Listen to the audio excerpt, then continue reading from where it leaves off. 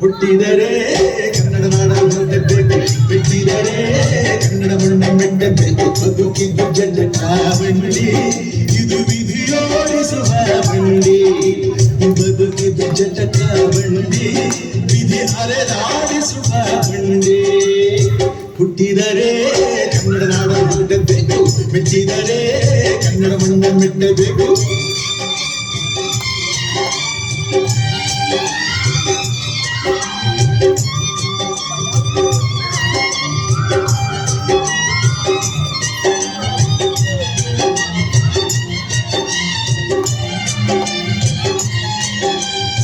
ಎಲ್ಲೋರನ ಬಾಳಲ್ಲಿ ಒಮ್ಮೆ ನೋಡು, ಬಾದಾಮಿ ಐಹೊಳೆಯ ಚಂದನ ತೂಕ ಮಾಡು.